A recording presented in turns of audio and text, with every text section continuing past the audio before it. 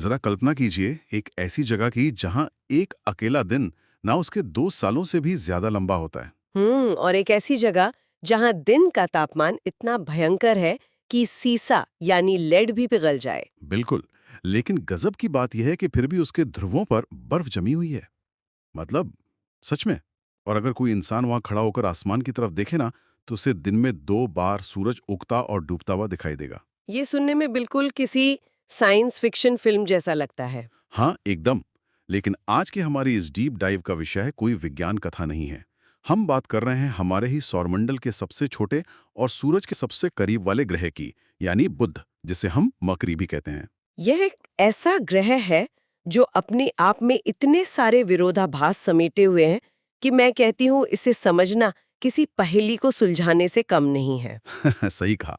और आज की हमारी ये पूरी गहन चर्चा नासा के आधिकारिक दस्तावेजों, उनके डेटा और नवीनतम शोध पर आधारित है। हम्म। हमारा मुख्य उद्देश्य इस ग्रह के उन चरम पहलुओं के पीछे के विज्ञान को समझना है। तो चलिए इसे थोड़ा विस्तार से समझते हैं। सबसे पहले इसके आकार और सूरज से इसकी दूरी का एक नजरिया तय करते हैं। हाँ, वो बहुत जरूरी है। नासा के एक बहुत ही शानदार उदाहरण के मुताबिक, अगर हमारी पृथ्वी आकार में 5 रुपए के सिक्के जितनी है ना। तो बुध ग्रह महज एक छोटी सी ब्लूबेरी जितना होगा। बिल्कुल। एक छोटी सी ब्लूबेरी। इसकी त्रिज्या यानी रेडियस केवल 1516 मील है।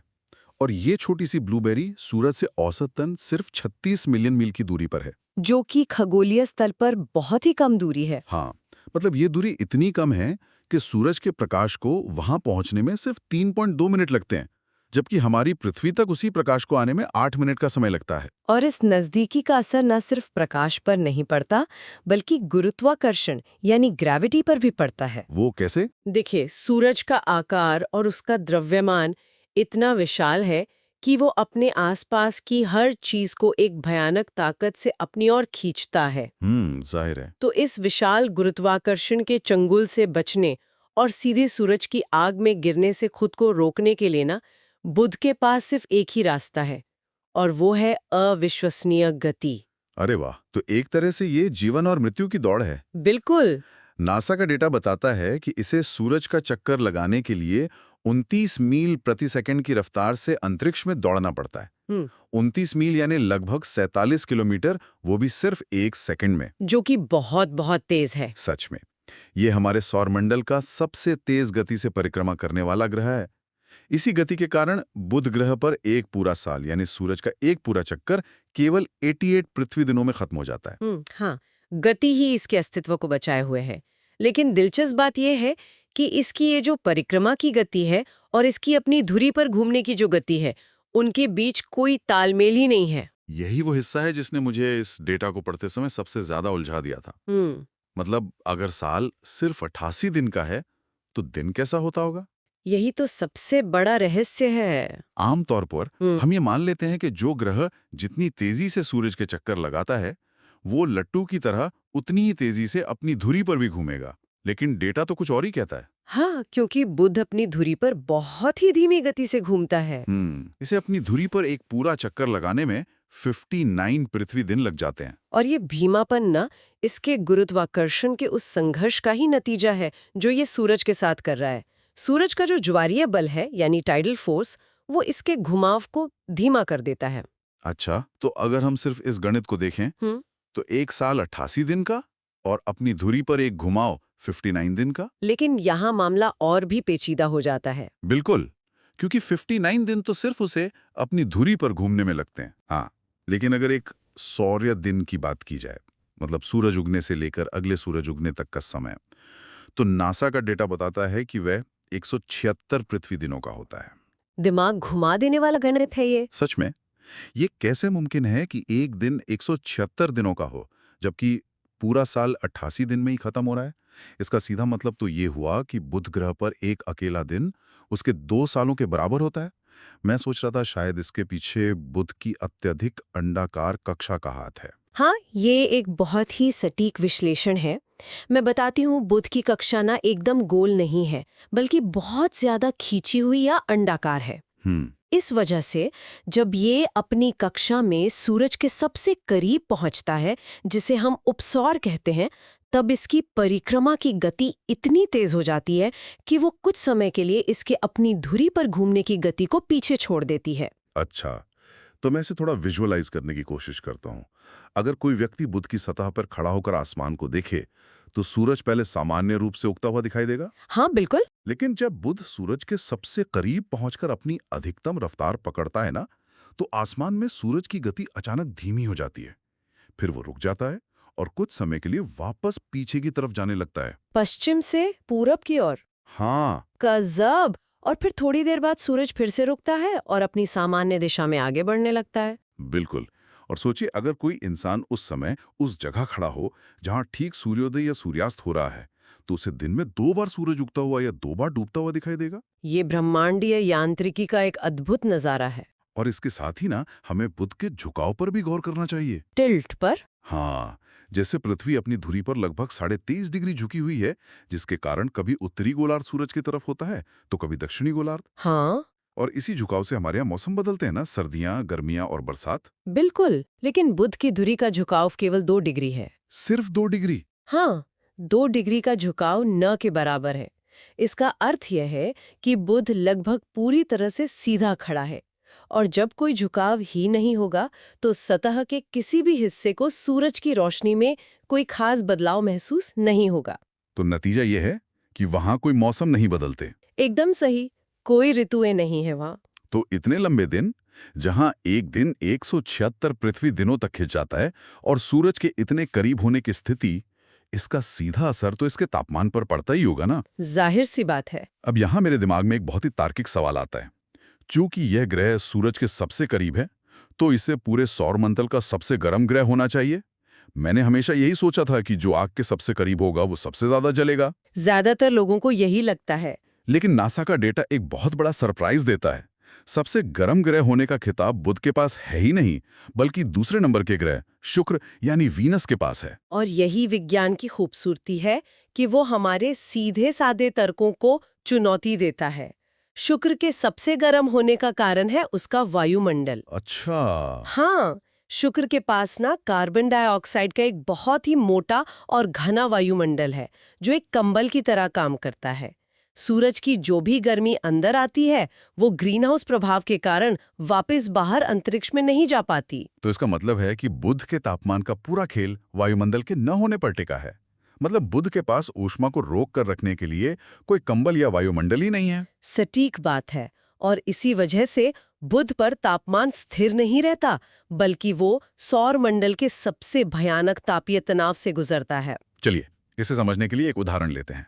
मान लीजिए कोई व्यक्ति कड़कड़ाती ठंड में बिना जैकेट पहने एक बड़े अलाव या कैंपफायर के बहुत करीब बैठा है।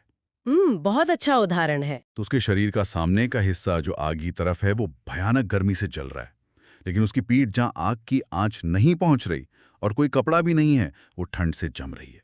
बुध की स्थिति बिल्कुल ऐसी ही है ना? बिल्कुल वैसी ही। दिन के समय जब सूरज सीधे सिर पर होता है, तो बुध की सतह का तापमान 800 डिग्री फ़ारेनहाइट तक पहुंच जाता है। बाप रे, लगभग 430 डिग्री सेल्सियस। हाँ, ये तापमान इतना ज्यादा है कि अगर वहां सीसा या जस्ता जैसी धातुएं रखी हो ना, तो वे पिघलकर पानी की तरह बहने लगेंगी। लेकिन जैसे ही रात होती है, और हमें याद रखना चाहिए कि यहाँ रात भी पृथ्वी के महीनों जितनी लंबी होती है, हाँ, क्योंकि दिन बहुत लंबा है।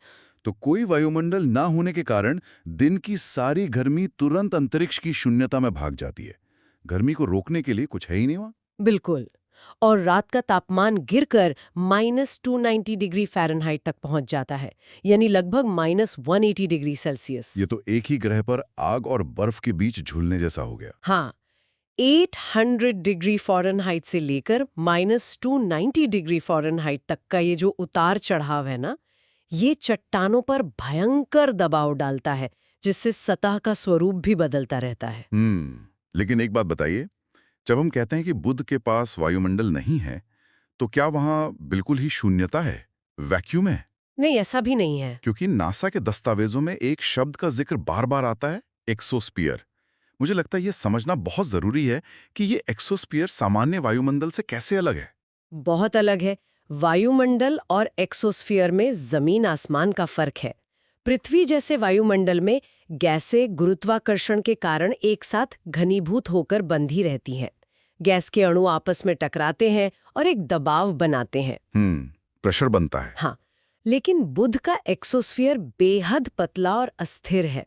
यहाँ परमाणु इतनी दूर दूर होते हैं कि वे आपस में शायद ही कभी टकराते हों। और ये परमाणु आते कहाँ से हैं? अगर मैं नासा के शोध को सही समझ रहा हूं, तो ये एक बहुत ही हिंसक प्रक्रिया है जिसे स्पटरिंग कहते हैं। बिल्कुल सही, स्पैटरिंग। देखिए, सूरज से लगातार सौर हवाएं निकलती रहती हैं, जो असल में तेज और गर्म प्लाज्मा या चार्ज्ड पार्टिकल्स का तूफान होती हैं। तो जब ये भयंकर सौर हवा बुध की सतह से टकराती है, क्योंकि रोकने के लिए कोई वायुमंडल तो है नहीं, तो ये चार्ज्ड पार्टिकल्स सीधे चट्टानों पर बमबारी करते हैं। हाँ, एकदम बमबारी की तरह। और इस टक्कर की ऊर्जा से ना सतह की चट्टानों के परमाणु उखड़कर हवा में उड़ जाते हैं। क्या बात है। और नासा के अनुसार इस एक्सोस्फीयर में मुख्य रूप से ऑक्सीजन, सोडियम, हाइड्रोजन, हीलियम और पोटेशियम के परमाणु होते हैं। मजे की बात यह है कि बुध का गुरुत्वाकर्षण इतना कमजोर है कि वो इन उड़े हुए परमाणुओं को लंबे समय तक पकड़कर नहीं रख सकता। अच्छा, तो वो उड़ जाते हैं। कुछ उड़ जाते हैं। ये परमाणु सतह से उछलते हैं, कुछ अंतरिक्ष में खो जाते हैं और कुछ गुरुत्वाकर्षण के कारण वापस सतह पर गिर जाते हैं। ये तो ऐसा हुआ जैसे कोई लगातार जमीन पर गेंद पटक रहा हो और गेंदें उछलकर वापस गिर रही हो। हाँ, ये कभी न रुकने वाली प्रक्रिया है। और इसी अत्यधिक रेडिएशन, अस्थिर एक्सोस्फीयर और चरम तापमान के कारण नासा स्पष्ट करता है कि यहाँ जीवन पनपने की कोई भी संभावना दूर दूर तक नहीं है। जीवन तो बहुत दूर की बात है, ये वातावरण किसी भी चीज के टिकने के लिए बहुत कठोर है। बिल्कुल। अब यहाँ से एक सीधा सा भूवैज्ञानिक परिणाम निकलता है। वायुमंडल के न होने का मतलब सिर्फ एक्सोस्फीयर का होना या अत्यधिक तापमान नहीं है। हम्म। वायुमंडल एक ढाल की तरह भी काम करता है, जो ग्रहों को अंतरिक्ष से गिरने वाले पत्थरों, उल्कापिंडों और क्षुद्र ग्रहों से बचाता है। जिसे हम शील्ड कहते हैं। हाँ, हमारी पृथ्वी का वायुमंडल ज्यादातर उल्कापिंडों को सतह तक पहुंचने से पहले ही घर्षण से जलाकर राख कर देता है, जिसे हम टूटता हुआ तारा कहते हैं। लेकिन बुध के पास तो वो ढाल है ही नहीं। और यही कारण है कि अगर बुध की तस्वीरें देखी जाए ना, तो पहली नजर में वो बिल्कुल हमारे चांद जैसा दिखाई देगा। एकदम उबड़ आबड़। हाँ, इसकी सतह अनगिनत गड्ढों, जिन्हें हम क्रेटर कहते हैं, उनसे पूरी तरह छलनी है। पिछले 4.5 अरब सालों से अंतरिक्ष के छोटे बड़े पत्थर बिना किसी रुकावट के सीधे इस ग्रह की सतह पर गिरते आ रहे हैं। इन क्रेटर्स के बारे में एक बहुत ही मजेदार बात नासा के डेटा में दी गई है। नामकरण वाली? हाँ, आमतौर पर ग्रहों और उपग्रहों के गड्ढों के नाम वैज्ञानिकों या खोजकर्ताओं के नाम पर रखे जाते हैं, लेकिन बुध पर इन गड्ढों के नामकरण का तरीका बहुत ही कलात्मक है। अंतर्राष्ट्रीय खगोलीय संघ ने ये तय किया था। बिल्कुल, उन्होंने तय किया कि बुध के क्रेटर्स के नाम मशहूर दिवंगत कलाकारों, चित्रकारों, संगीतकारों और लेखकों के नाम पर रखे जाएंगे। ये एक बहुत ही अनोखी और सुंदर परंपरा है। जरा सोचिए, एक ऐसी हिंसक और बंजर जगह जहां रोज पत्थरों की बारिश होती है, वहां आपको बच्चों की मशहूर किताबें लिखने वाले डॉक्टर स्यूस और महान अमेरिकन डांसर एल्विन आइली के नाम पर क्रेटर मिलेंगे। ये काफी दिलचस्प है। और ये गड्ढे कोई छोटे मोटे नहीं हैं। नहीं। बिल्कुल नहीं। कुछ तो इतने विशाल हैं कि वे किसी पूरे देश को अपने अंदर समा सकते हैं। इनमें से सबसे प्रसिद्ध है कैलोरिस बेसिन। हाँ, कैलोरिस बेसिन। इसका व्यास लगभग 960 मील है, यानी करीब 1550 किलोमीटर। और रेचेनिनफ नाम का एक और बेसिन है जो 190 मील चौड़ा है। और नासा का शोध बताता है कि ये विशाल बेसिन आज से अरबों साल पहले सौर मंडल के शुरुआती दौर में किसी बहुत बड़े क्षुद्र ग्रह की भयानक टक्कर से बने थे। बाप रे, टक्कर इतनी भयंकर रही होगी कि उसकी गूंज ने पूरे ग्रह को हिलाकर रख दिया होगा। सच में? उस टक्कर से पैदा हुई शॉकवेव्स बुध के ठीक दूसरी तरफ जाकर टकराईं, जिससे वहां की जमीन उबड़-खाबड़ और अजीबोगरीब पहाड़ियों में बदल गई। क्रेटर्स की इसी चर्चा में एक और चीज बार बार सामने आती है, क्रेटर रेज। हाँ, ये भी बहुत अहम है। जब कोई बड़ा उल्का पिंड बुध की सतह से टकराता है ना, तो टक्कर से पैदा हुई भयानक ऊर्जा सिर्फ एक गहरा गड्ढा ही नहीं बनाती, बल्कि वो उस जगह की चट्टानों को कुचलकर एकदम बारीक पाउडर में बदल देती है। और वो जो कुचली हुई चमकीली चट्टान होती है, वो एक बड़े धमाके के साथ गड्ढे से दूर दूर तक फैल जाती है। ये बिल्कुल वैसा है जैसे किसी शांत पानी में बड़ा पत्थर फेंकने पर पानी की छींटें चारों तरफ फैल जाती हैं। एकदम सही एनालॉजी है। ये बारीक कण ना बड़े पत्थरों की तुलना में ज्यादा प्रकाश को परावर्तित करते हैं। इसलिए वे सतह पर चमकीली धारियों या किरणों की तरह दिखते हैं। लेकिन यहाँ स्पेस वेदरिंग का खेल शुरू होता है। समय के साथ अंतरिक्ष के सूक्ष्म धूल कणों और सौर हवाओं के लगातार रेडिएशन की मार से ये धारियां धीरे धीरे गहरी और धुंधली हो जाती हैं। दाग हो जाती हैं। हाँ, जो किरणें आज ताज़ा और चमकीली दिख रही हैं, वे लाखों सालों बाद सतह के रंग में ही मिल जाएंगी। लेकिन एक बात और है, सतह के इस उबड़-खाबड़ होने के पीछे सिर्फ बाहर से गिरने वाले पत्थरों का ही हाथ नहीं है। अच्छा, और क्या है? बुध के अंदर भी कुछ ऐसा चल रहा है जो इसकी सतह को बदल रहा है। ओहो, यही वो तथ्य है जिसने मुझे सबसे ज्यादा चौंकाया था। ये ग्रह सिकुड़ रहा है। हाँ, बिल्कुल। नासा के भूविज्ञान डेटा के अनुसार बुध आज भी लगातार छोटा हो रहा है। इसके पीछे का विज्ञान क्या है? मैं बताती हूँ। हम्म मैंने इसे एक ताज़ा रसदार सेब के सूखने से जोड़कर देखा था। हम्म जब एक ताज़ा सेब कुछ दिनों तक रखा रहता है ना, तो वो अंदर से अपनी नमी खोकर सूखने लगता है और उसकी बाहरी परत यानी छिलके पर झुर्रियां पड़ जाती हैं। ये सिकुड़ने की प्रक्रिया को समझने के लिए सबसे बेहतरीन उपमा है। हम्म जब 4.5 अरब साल पहले बुध बना था, हम्म तब इसका अंदरूनी हिस्सा अत्यधिक गर्म था। हम्म लेकिन जैसे जैसे अरबों सालों के दौरान ये ठंडा हुआ, थर्मल कॉन्ट्रैक्शन के कारण इसका अंदरूनी हिस्सा सिकुड़ने लगा। और क्योंकि अंदर का हिस्सा सिकुड़ रहा है, तो बाहर की ठोस पपड़ी, जिसे क्रस्ट कहते हैं, उसके पास भी सिकुड़ने के अलावा कोई चारा नहीं है। बिल्कुल। लेकिन चट्टानें रबड़ की तरह तो होती नहीं कि आसानी से सिकुड़ जाएं। नहीं, वो तो टूटेंगी ही। हाँ, इसलिए दबाव बढ़ने पर ठोस पपड़ी पर दरारें पड़ गईं और कुछ हिस्से टूटकर एक दूसरे के ऊपर चढ़ गए, जिसे भूविज्ञान में थ्रस्ट फॉल्ट्स कहते हैं। और इसी पूरी प्रक्रिया ने बुध की सतह पर सैकड़ों मील लंबी और 1 मील तक ऊंची खड़ी चट्टानें बना दी हैं। क्लिफ्स बन गए। हाँ, और ये सिकुड़न आज भी बहुत धीमी गति से जारी है, यानी बुध अभी भी झुर्रियां खा रहा है। और सतह के इस गर्म और सिकुड़ते हुए माहौल के बीच नासा के मैसेंजर अंतरिक्ष यान ने एक ऐसी खोज की जिसने विज्ञान जगत को हैरत में डाल दिया। हाँ, बर्फ की खोज। बिल्कुल। अभी हमने विस्तार से चर्चा की कि बुध के भूमध्य रेखा के आसपास दिन का तापमान 800 डिग्री फ़ारेनहाइट तक चला जाता है। ऐसे भयंकर ओवन जैसे ग्रह पर पानी की बर्फ। ये सुनने में एक बहुत बड़ा विरोधाभास लगता है। सच में। लेकिन इसके पीछे का विज्ञान उसी 2 डिग्री झुकाव में छिपा है जिसकी हमने शुरुआत में बात की थी। बिल्कुल सही, क्योंकि बुध अपनी धुरी पर लगभग एकदम सीधा खड़ा है ना? इसका नतीजा ये होता है कि बुध के उत्तरी और दक्षिणी ध्रुवों पर कुछ ऐसे बहुत गहरे क्रेटर्स हैं जिनके अंदर के तल पर सूरज की रोशनी कभी नहीं पहुंच पाती। मतलब सूरज की किरणें बस उन गड्ढों के किनारों को छूकर निकल जाती हैं, लेकिन अंदर हमेशा अंधेरा रहता है। हाँ, इसे परमानेंट शैडोज या स्थायी परछाइयां कहा जाता है। और चूंकि वहां सूरज की रोशनी अरबों सालों से नहीं पहुंची है, इसलिए उन अंधेरे गड्ढों के अंदर का तापमान भयानक रूप से ठंडा रहता है। ये एक प्राकृतिक कोल्ड ड्रॉप बन जाता है। और इन्हीं ठंडी गहराइयों में पानी की बर्फ सुरक्षित रूप से छिपी हुई है। लेकिन वो बर्फ आई कहां से? ये बर्फ शायद धूमकेतुओं यानी कॉमेट्स के टकराने से वहां आई होगी, और क्योंकि वहां तक सूरज की गर्मी कभी पहुंच ही नहीं सकती, इसलिए वो कभी पिघलती या भाप नहीं बनती। ये सच में कुदरत का एक अद्भुत मजाक है। सूरज के इतने करीब धधकती आग के ठीक बगल में बर्फ अपनी जगह बनाए हुए है। बिल्कुल। अब इस सिकुड़ती हुई सतह और ठंडे होने की प्रक्रिया से हमें बुध के अंदरूनी हिस्से यानी उसके कोर को समझना चाहिए, क्योंकि ये ग्रह बाहर से जितना अजीब है, अंदर से उससे भी ज्यादा हैरान करने वाला है। हाँ, आकार में यह हमारे सौरमंडल का सबसे छोटा ग्रह है, फिर भी ये इतना भारी क्यों है? इसका जवाब इसके निर्माण और इसकी आंतरिक संरचना में छिपा है। डेटा के अनुसार बुध हमारी पृथ्वी के बाद पूरे सौरमंडल का दूसरा सबसे घना ग्रह है। मतलब डेंसेस्ट। इतना छोटा आकार और दूसरा सबसे घना ग्रह, इसका कारण इसका विशाल धात्विक कोर है ना? हाँ, मेटालिक कोर।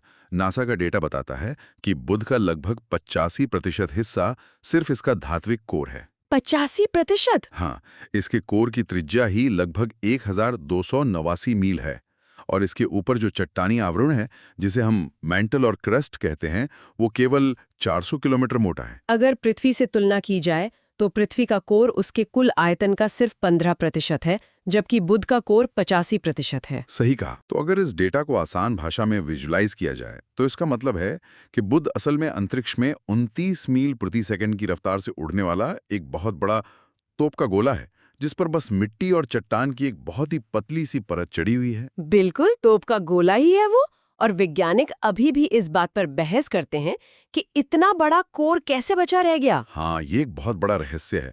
क्या शुरुआत में किसी बहुत बड़े क्षुद्र ग्रह ने इससे टकराकर इसकी बाहरी चट्टानी परत को उड़ा दिया था? हो सकता है, लेकिन ये विशाल लोहे का गोला पूरी तरह से ठोस नहीं है। अच्छा। हाँ, नासा के रडार और गुरुत्वाकर्षण डेटा से इस बात के पक्के प्रमाण मिले हैं कि ये विशाल धात्विक कोर आंशिक रूप से पिघला हुआ या तरल अवस्था में है। और यहीं से भौतिकी का एक और शानदार नियम लागू होता है।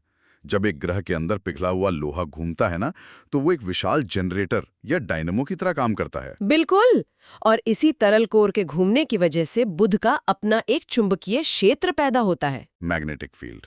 हालांकि ये चुंबकीय क्षेत्र पृथ्वी की तुलना में बहुत कमजोर है, सिर्फ 1% के बराबर। हम्म। और नासा के मुताबिक ये ग्रह के केंद्र से थोड़ा खिसका हुआ भी है। लेकिन ये कमजोर चुंबकीय क्षेत्र एक बहुत ही अजीब और हिंसक स्थिति पैदा करता है। हाँ, ये स्थिति इतनी हिंसक है जिसे विज्ञान की भाषा में मैग्नेटिक टॉर्नाडो कहा जाता है। ये मैग्नेटिक टॉर्नाडो वाली प्रक्रिया समझना बहुत दिलचस्प है। हमने पहले बात की थी सूरज से आने वाली भयंकर सौर हवाओं की, जो तेज और गर्म प्लाज्मा का तूफान होती हैं। हाँ। तो जब ये सौर हवाएं बुध की तरफ आती हैं, तो वे इस कमजोर चुंबकीय क्षेत्र से टकराती हैं। पृथ्वी का मजबूत चुंबकीय क्षेत्र इन हवाओं को दूर धकेल देता है, लेकिन बुध का कमजोर क्षेत्र उनके दबाव को झेल नहीं पाता। और फिर मैग्नेटिक रिकनेक्शन नाम की एक प्रक्रिया के तहत बुध का चुंबकीय क्षेत्र सौर हवाओं के चुंबकीय क्षेत्र के साथ उलझ जाता है और मरोड़ खाने लगता है। और इसी उलझाव और मरोड़ से चुंबकीय बवंडर यानी मैग्नेटिक टॉर्नाडो बनते हैं। एकदम सही। ये बवंडर असल में अंतरिक्ष में प्लाज्मा के विशाल फनल की तरह काम करते हैं। ये सौर हवाओं के उस तेज और विनाशकारी प्लाज्मा को सोखकर सीधे बुध की सतह पर पटकते हैं। और जब ये प्लाज्मा सतह से टकराता है तो ये चट्टानों से परमाणुओं को उखाड़ फेंकता है। तो यही वो हिंसक तंत्र है जो स्पटरिंग को और तेज करता है और बुध का वो एक्सोस्फीयर बनाता है।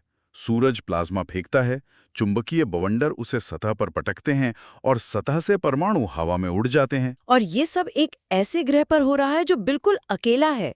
नासा का डेटा स्पष्ट करता है कि बुध का अपना कोई प्राकृतिक उपग्रह या चांद नहीं है और शनि या बृहस्पति की तरह इसके आसपास कोई छल्ले भी नहीं है। तो इस पूरे डेटा को अगर हम एक साथ रखकर देखें, तो बुध ग्रह की जो तस्वीर उभरती है, वो किसी भी आम इंसान की सोच से कहीं ज्यादा जटिल और हैरान करने वाली है। बिल्कुल। ये सिर्फ एक बंजर और खामोश चट्टान नहीं है, ये विरोधाभासों का एक जीता जागता अखाड़ा है। ये सूरज के सबसे करीब है, फिर भी सौर मंडल का सबसे गर्म ग्रह नहीं है। हाँ। ये सूरज का चक्कर इतनी तेजी से लगाता है कि साल 88 दिन का होता है, लेकिन अपनी जगह पर इतना धीमे घूमता है कि इसका एक दिन इसके 2 साल से भी लंबा हो जाता है। और जिस ग्रह की सतह दिन में सीसा पिघलाने जितनी गर्म हो जाती है, उसी ग्रह के ध्रुवों के गहरे गड्ढों में बर्फ सुरक्षित पड़ी है, क्योंकि वहां सूरज की रोशनी कभी नहीं पहुंचती। और ये एक सिकुड़ता हुआ लोहे का तोप का गोला है, जो अपने ही चुंबकीय क्षेत्र की कमजोरी के कारण भयानक मैग्नेटिक टॉर्नेडो का सामना कर रहा है। सच में ये ग्रह कमाल है। तो इस पूरे विश्लेषण के बाद इस डेटा के आधार पर एक विचार मेरे मन में आता है, एक ऐसा सवाल जो शायद इस डीप डाइव को सुनने वालों के मन में भी ब्रह्मांड की विशालता को लेकर एक नई जिज्ञासा पैदा कर दे। क्या है वो सवाल? जरा इस पे गौर करें। हमने अभी विस्तार से समझा कि सूरज से आने वाली सौर हवाएं लगातार चुंबकीय बवंडरों के जरिए बुध की सतह से टकरा रही हैं। वे चट्टानों से परमाणुओं को उखाड़कर हवा में उछाल रही हैं और उसका एक्सोस्फीयर बना रही हैं। कमजोर गुरुत्वाकर्षण के कारण इनमें से बहुत से परमाणु हमेशा के लिए अंतरिक्ष की गहराइयों में खो जाते हैं।